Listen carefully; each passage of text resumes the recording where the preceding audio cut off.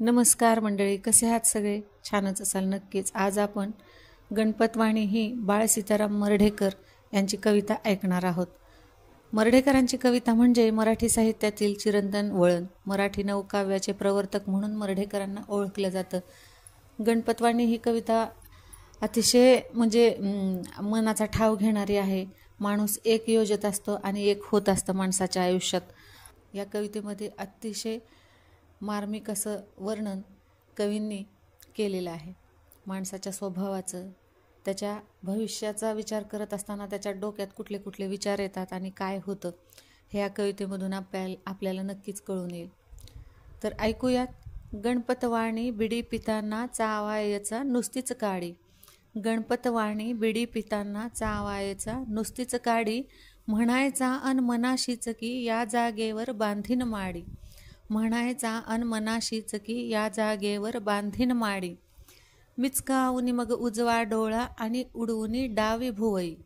मिचकावून मग उजवा डोळा आणि उडवूनी डावी भुवई. भिरकावून ती तशीच घ्यायचा लकेर जैसा बेचव गवई. भिरकावून ती तशीच घ्यायचा लकेर जैसा बेचव गवई.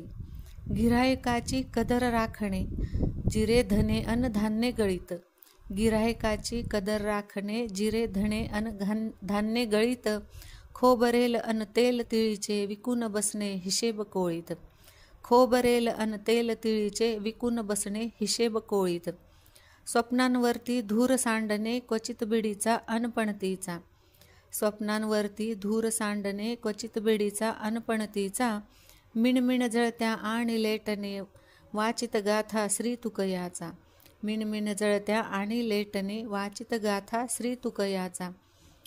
गोणपटावर विटकर संगी सतरंजी अन उषा सपोते.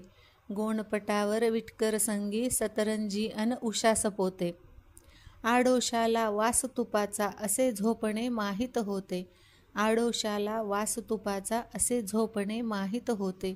काडे गणपतवाण्याने ज्या. काडे गणपतवाण्याने ज्या हाडांचीही ऐशी केली. दुकानातल्या जमिनीसती सदैव रुतली आणि रुतली. दुकानातल्या जमिनीसती सदैव रुतली आणि रुतली. काड्या गणपतवाण्याने ज्या चावणी चावणी ऐकून दिधल्या. काड्या गणपतवाण्याने ज्या चावणी चावणी ऐकून दिधल्या. दुकानातल्या जमिनीसत्या सदैव रुतल्या आणि करुतल्या. दुकानातल्या जमिनीसत्या सदैव रुतल्या आणि करुतल्या. गणपतवाणी बिडी बापडा पिता पिताना मरून गेला. गणपतवाणी बिडी बापडा पिता पिताना मरून गेला. एक मागता डोळे दोन देव देतसे जन्मांधाला. एक मागता डोळे दोन देव देतसे जन्मांधाला. नुसते स्वप्न बघून भविष्य तयार होत नाही हे या कवितेतून आपल्याला स्पष्टच दिसून येतं. कशी वाटली कविता? आवडली का? आवडली तर नक्कीच लाईक, शेअर आणि सबस्क्राईब करा. धन्यवाद.